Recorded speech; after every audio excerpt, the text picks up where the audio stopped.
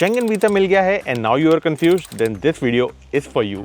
5 बार यूरोप जाने के बाद मैं आप लोगों के लिए लाया हूँ my top 10 tips for your first Europe trip, ताकि तुम्हें यूरोप जाके ऐसा ना लगे कि काश ये सब मुझे पहले ही पता होता। एंड अगर आपका अभी तक शेंगन वीज़ा नहीं लगा, देन आई रिकमेंड कि आप मेरा ये वाला वीडियो देख लो, जिसमें मैंने स्टेप बाय स्टेप बताया है कि आप शेंगन वीज़ा कैसे अप्लाई कर सकते हो बिना किसी एजेंट के।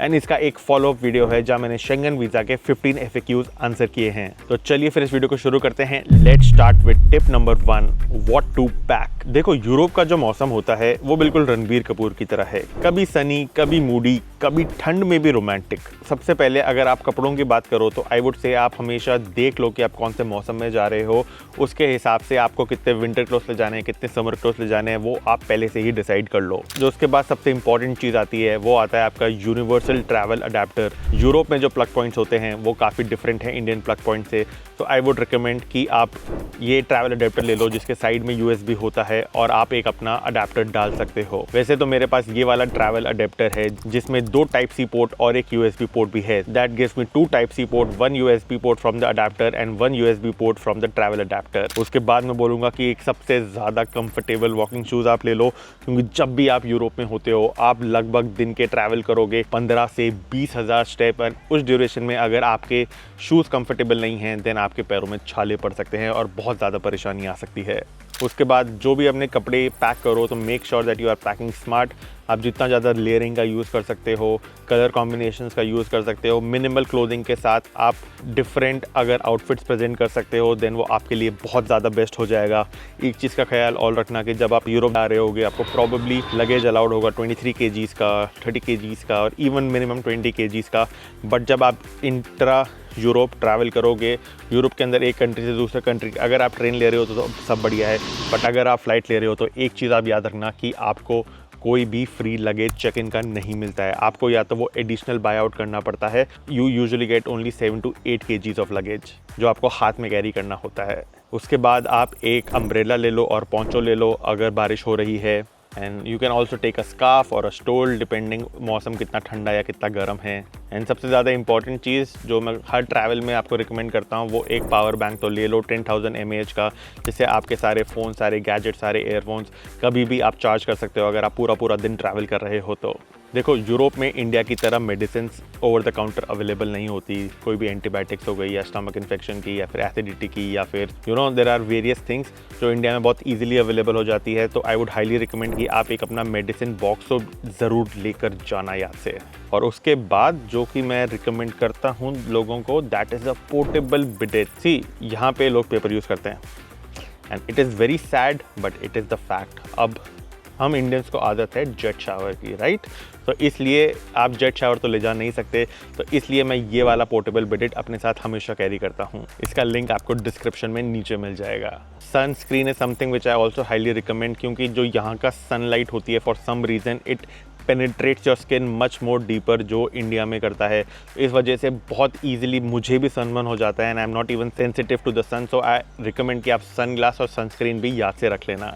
Have a copy of your passport, have a copy of your visa. इनकी 2 कॉपी करा लेना और अलग अलग बैग में रख लेना। एक अपने साथ छोटे बैग में जो आप ट्रैवल करते हो, तो कभी भी कुछ भी ऐसा लीगल आपको पुलिस या रोकती है, you don't have to carry your original passport with you all the time. You can just take your passport and visa everywhere you go. चलो, तो अब आते हैं टिप नंबर 2 की तरफ, पब्लिक ट्रांसपोर्ट जिंदाबाद।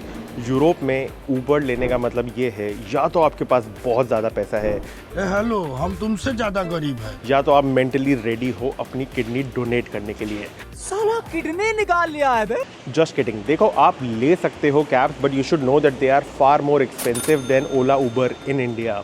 रियल यूरोप ट्रैवल हैक है to use public transport or just walk. I personally prefer staying at a city center on day 1 and just going on foot and exploring the city center area, which we'll talk about this in the next tip. तो हर major city में metro, tram, बस सबका solid system है और best part सब time पे चलते हैं, ना इंजन बंद होता है ना ही ट्रैफिक जैम के एक्सक्यूजेस। तो आप जितना हो सके पब्लिक ट्रांसपोर्ट को यूज़ कीजिए। और हाँ, मैं बोलूँगा कि आप सिटी ट्रैवल कार्ड्स ले लो, जैसे बर्लिन वेलकम कार्ड, पेरिस में मेट्रो कार्ड है, या एम्स्टर्डम का जीवीबी कार्ड। उसमें क्या होता है, आपको 2 से 5 दिन के लिए अनलिमिटेड ट्रैवल का मौका मिल जाता है और काफ़ी टूरिस्टी जगहों पे डिस्काउंट भी मिल जाता है। नेक्स्ट मैं बोलूँगा कि आप डे पासेस लो रेदर देन सिंगल टिकट, क्योंकि अगर आप एक दिन में 4 से 5 बार कोई भी पब्लिक ट्रांसपोर्ट यूज़ कर रहे हो तो इसका it make sense that you pay only a fixed price rather than buying single ticket, जो कि काफ़ी ज़्यादा महंगा पड़ सकता है। फॉर एग्जांपल ट्रैम यहाँ पे गई है, बट सबसे ज़्यादा जो इंपॉर्टेंट क्वेश्चन आएगा कि भाई पता कौन सा लगेगा कि कहाँ से ट्रैम लेनी है, कौन सी बस मुझे कहाँ लेके जाएगी। तो इसका एक सिंपल सॉल्यूशन बताता हूँ, गूगल मैप्स को अपना बेस्ट फ्रेंड बना लो, या फिर एक सिटी मैप करके एक ऑल्टरनेट ऐप है जो भी बहुत पॉपुलर है यूरोप में, उसको डाउनलोड कर लो। ये ऐप्स लिटरली आपको बताती है कि कौन सी ट्रैम लेनी है, कौन से प्लेटफॉर्म पे कब आना है। Since the public transport system is very efficient in Europe, train and buses rarely ही कभी लेट होती हैं। और सबसे ज़्यादा इंपॉर्टेंट टिप कि अगर आप पेपर टिकट बाय कर रहे हो कंट्री जैसे Italy, Germany, Austria, then please validate your ticket. Station पे एक वैलिडेटिंग मशीन लगी होती है जहां आप टिकट डालते हो और टाइम स्टैम्प आपकी टिकट पे लग जाता है। अगर आपने ये नहीं किया और सिर्फ आप खाली टिकट लेकर चढ़ गए कोई भी पब्लिक ट्रांसपोर्ट में, तो आपको काफ़ी ज़्यादा हैवी फाइन लग जाएगा, कुछ 50 to 60 यूरोस का। और एक और चीज़, if it was not obvious, आप एयरपोर्ट से भी पब्लिक ट्रांसपोर्ट लेके सिटी सेंटर या कहीं भी जा सकते हो। तो आपको एयरपोर्ट से भी कैब करने की नीड नहीं पड़ेगी। स्पेसिफिकली अगर आप एयरपोर्ट पे आते हो and if you are not using any app based taxi, then it's a high chance that you are overpaying for the fare. So I would recommend कि आप एयरपोर्ट से भी पब्लिक ट्रांसपोर्ट यूज़ कर लें। चलिए तो फिर tip number 3 की बात करते हैं, which is free walking tours. I feel it's the best way to start your trip.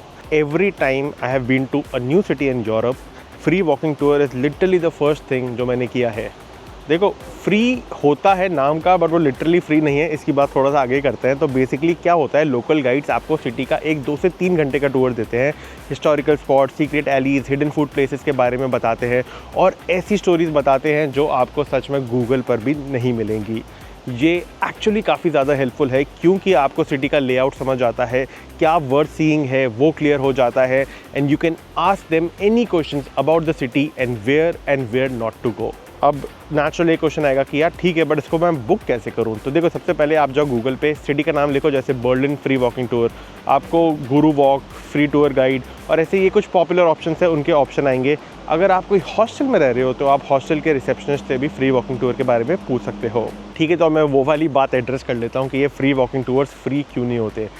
देखो, तो ये वॉकिंग टूर्स में यूजुअली एक्सपेक्टेड होता है कि ख़त्म होने के बाद आप उनको एक टिप हैंड आउट करोगे, which is anywhere between 5 to 10 euros. अगर 5 मतलब if you are very broke, and 10 if you love the trip, मैं यूजुअली 10 यूरोज़ उनको दे देता हूँ।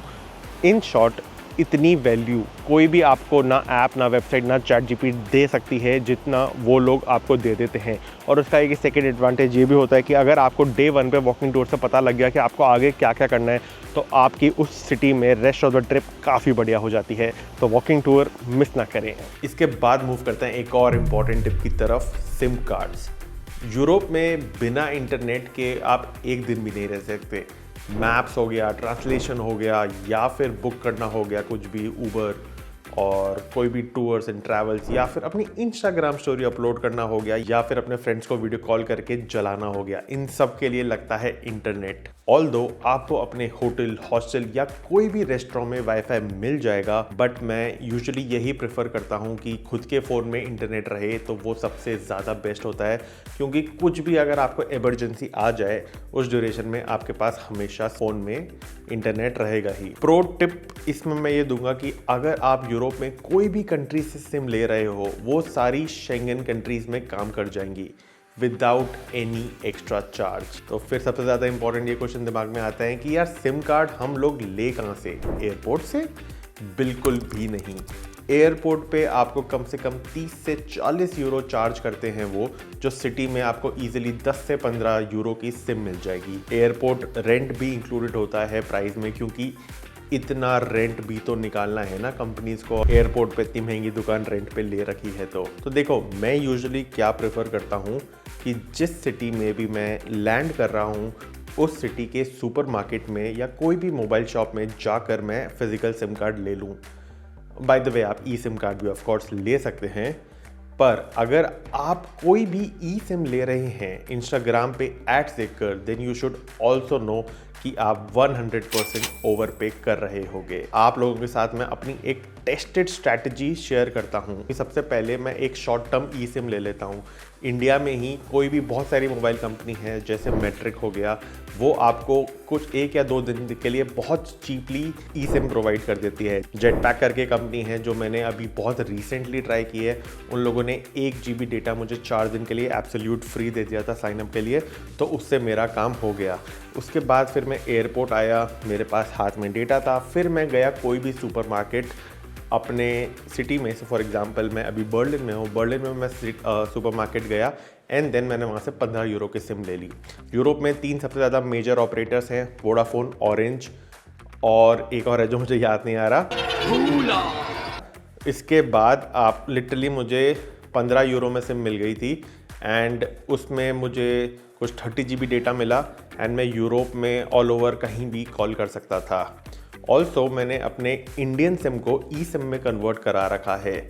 उससे ये होता है कि अगर मुझे कहीं भी मैं बाहर गया और मुझे फिज़िकल सिम कार्ड नहीं मिला तो मुझे अपना इंडियन सिम निकालने की ज़रूरत नहीं पड़ेगी। एंड अगर आप चाहते हैं अपनी इंडियन सिम भी एक्टिवेट रखना तो थोड़ा सा खर्चा आप लोगों को करना पड़ेगा, क्योंकि इंडियन ऑपरेटर्स हो गए जैसे एयरटेल, जियो, इनका इंटरनेशनल रोमिंग बहुत ज़्यादा एक्सपेंसिव है। But for someone like me, जो मैं बहुत ज़्यादा फ्रिक्वेंटली ट्रैवल करता हूँ, मैंने 1 साल का इंटरनेशनल रोमिंग करा रखा है, जो मुझे लगभग पड़ा था कुछ 3,000 रुपये का। उस 3,000 रुपये में मुझे कुछ 1 से 2 GB डेटा और 100 फ्री मिनट्स इंडिया में कॉल करने को मिला, जो मेरे लिए यूजुअली, आशा करता हूँ आपको वाली टिप काफ़ी हेल्पफुल लगी होगी। इसके बाद मूव करते हैं टिप नंबर 5 पे, हाउ टू बजट स्मार्ट।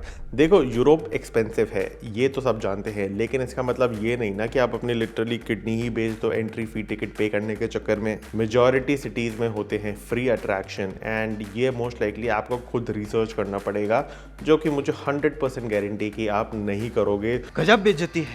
तो एटलीस्ट चैट जीपीटी से सिर्फ एक छोटा सा सवाल पूछ लेना। देखो, मोस्टली जगह पे हर जो म्यूज़ियम्स होते हैं उनके फ्री डेज होते हैं। जैसे सर्टेन म्यूज़ियम का हर एक फ्री डे होता है। इफ़ आई रिमेंबर, पेरिस में जो फर्स्ट संडे मॉर्निंग है वो फ्री होती है। लंदन में ब्रिटिश म्यूज़ियम, टेट मॉडर्न बिल्कुल फ्री है। जस्ट सिंपली गूगल कर लो free museum days plus city का नाम, या इवन बेटर चैट जीपीटी या क्लाउड से पूछ लो, आपको पता लग जाएगा। उसके बाद अपन मूव करते हैं चर्चेज और कैथेड्रल्स में, जो कि मोस्टली हर जगह फ्री होते हैं। जैसे पेरिस में नोत्र दाम, या फिर सेंट पीटर्स बेसिलिका, सग्रादा फैमिलिया जो बार्सिलोना में है, इनमें एंट्री होती है आपकी फ्री। ऐसे ही बहुत सारी जगह हैं जहाँ पे एंट्री फ्री होती है और आपको कुछ पे करने की नीड नहीं है, जैसे बहुत ही सुंदर पार्क्स और गार्डन्स। तो ये सारी चीज़ें आप एक बार रिसर्च कर लेना कि मैं क्या क्या चीज़ें फ्री में कर सकता हूँ उस सिटी में जाने से पहले। और कुछ अगर मनी सेविंग हैक्स मैं आपको बताऊँ तो ग्रोसरी शॉपिंग करो जितना हो सके। लिडल हो गया, ऑल्डी हो गया, रेवे हो गया, ये जैसे स्टोर्स एंड शॉपिंग करो। ब्रेड, चीज़, फ्रूट ले आओ। हर मील रेस्टोरेंट में खाओगे तो घर वापसी में लिटरली आपको EMI भी लग सकती है। मोस्टली रेस्टोरेंट में 4 to 7 का जो टाइम होता है वहाँ पे हैप्पी आवर्स होते हैं, आपको फूड्स एंड ड्रिंक डिस्काउंट पे मिल जाता है। एंड इवन बेटर, जो 12 से 4 का समय होता है ऑफिस एरियाज़ के अराउंड, वहाँ पे लंच मेन्यू होते हैं जो आपको काफ़ी ज़्यादा चीपली मिल जाएंगे। एंड अगर आप स्टूडेंट्स हो तो, और आप स्टूडेंट ID कैरी कर रहे हो, तो आप ट्राई करो कि हर जगह जाके पूछो कि आपको स्टूडेंट पे डिस्काउंट है क्या। कुछ कुछ जगहों पर लिटरली 40 to 50% स्टूडेंट्स के लिए डिस्काउंट होते हैं। You will not get it unless you will not ask it. और if you are into it, ready to eat food जैसे खाखरा, थेपला, या फिर जो करीज आती है MTR, हल्दीराम के, आप वेबसाइट चेक कर सकते हो, वहाँ पे काफ़ी प्रोडक्ट्स हैं। मैं ट्राई करता हूँ कि रेस्टोरेंट और सुपरमार्केट्स में अपने मील ऑल्टरनेट कर लूँ।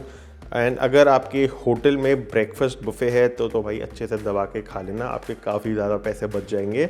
एंड अगर आप लंबे टाइम रह रहे हो या फिर Airbnb में रह रहे हो, देन आई वुड रिकमेंड कि आप कुक भी कर सकते हो। हाँ, एक चीज़ और, अगर जो आप चाय के शौकीन हो मेरी तरह, तो मैं रिकमेंड करूँगा कि आप इंस्टेंट चाय ले जाना। स्पेसिफिकली ये ग्रिनार की मसाला चाय जो मुझे पर्सनली बहुत अच्छी लगती है।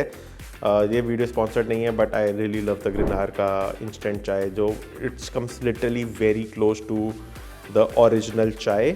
बट एनीवे, अगर आप फिर भी चाय के शौकीन हो और इंस्टेंट चाय पसंद नहीं है, तो देखो, चाय पत्ती, चाय मसाला अगर आप डालते हो एंड छन्नी स्ट्रेनर जिसमें आप चाय छानते हो, ये ले जाना। ये चीज़ें यूरोप में आपको हर जगह ईजिली बिल्कुल भी नहीं मिलेगी। वीडियो एडिट कर रहा था एंड एडिट करते करते यार रियलाइज कि वीडियो बहुत ज़्यादा लंबा हो जा रहा है, तो इसमें हम सिर्फ 5 टिप्स कवर करेंगे। इसका एक फॉलोअप वीडियो आएगा नेक्स्ट वीक में जिसमें हम रिमेनिंग 5 टिप्स के बारे में बात करेंगे। तो अगर आपने अभी तक सब्सक्राइब नहीं किया तो सब्सक्राइब कर लो। वीडियो अगर पसंद आया तो आशा करता हूँ कि आप लाइक करेंगे। कुछ भी अगर आपका क्वेश्चन है यूरोप रिलेटेड आप छोड़ सकते हैं कमेंट्स में और मैं उसका 100% रिप्लाई करूँगा। My name is Sumit Yalani and I hope you have a very good day. See you in the next video. Bye bye for now.